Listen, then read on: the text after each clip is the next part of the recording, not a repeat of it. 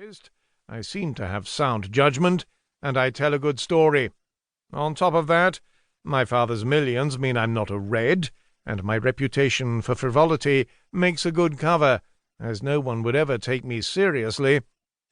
The best part, of course, is that I am free for cocktails most evenings and parties, such as last night at Lady Duff Cooper's, where I encountered your Majesty." "I am gratified," she said. She rose, flashing her thin, nude body for a second, as well as the shiver of her auburn hair and the sparkle of her azure eyes, then covered up in a hotel robe. She sat on one of the Claridge's exquisite Louis XIV chairs, crossed her legs, and examined the teapot. "It's cold. While you got heated up, it cooled it down." "So it goes with tea and men, darling," said Basil. A phone rang. "Oh, God," she said, "they cannot have found me here." But she was disappointed to learn it was for him. "How could they have found you?" she wondered, handing it over.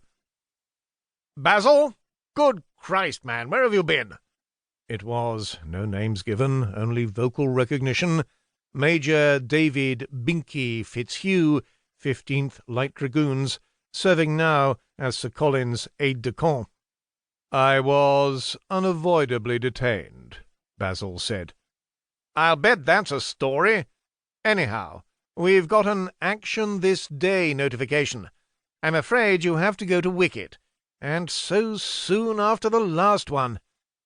"I will be in shortly." "Not Baker Street this time. Under the Exchequers." "That big, eh?" "Sir Colin insists." "I'll be there in minutes." He hung up. "Another day at the office," he said. "Don't sprain a thumb," said Vivien Leigh. Mission. That evening. The Lysander took off in the pitch dark of 0400 British Standard Wartime, Pilot Officer Murphy using the prevailing south-southwest wind to gain atmospheric traction, even though the craft had a reputation for short takeoffs. He nudged it airborne and felt it surpass its amazingly low stall speed, held the stick gently back until he reached 500 feet, then commenced a wide left-hand bank to aim himself and his passenger toward occupied France. Murphy had done many missions for his outfit, number 138, Special Duties Squadron, inserting and removing agents in coordination with the resistance. But that didn't mean he was blasé, or without fear. No matter how many times you flew into Nazi territory, it was the first time.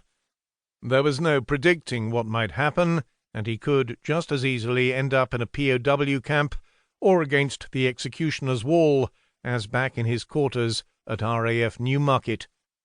The high-wing, single-engine plane hummed along just over the 500-feet notch on the altimeter to stay under both British and, an hour on, German radars. It was a moonless night, as preferred, a bit chilly and damp, with ground temperature at about 40 degrees Fahrenheit. It was early April 1943.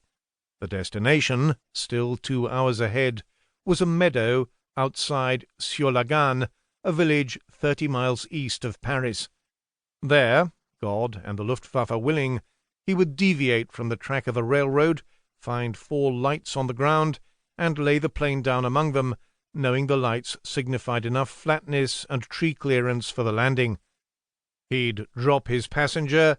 The peasants of whichever Maquis group was receiving that night, he never knew, would turn the plane around, and in another 40 seconds he'd be airborne, now headed west toward tea and jam. That was the ideal, at any rate. He'd checked the compass at the apex of the Lysander's primitive instrument panel and double-checked his heading, 148 degrees east-southeast, double-checked his fuel, full, and his airspeed, 175 miles per hour, and saw through the perspective.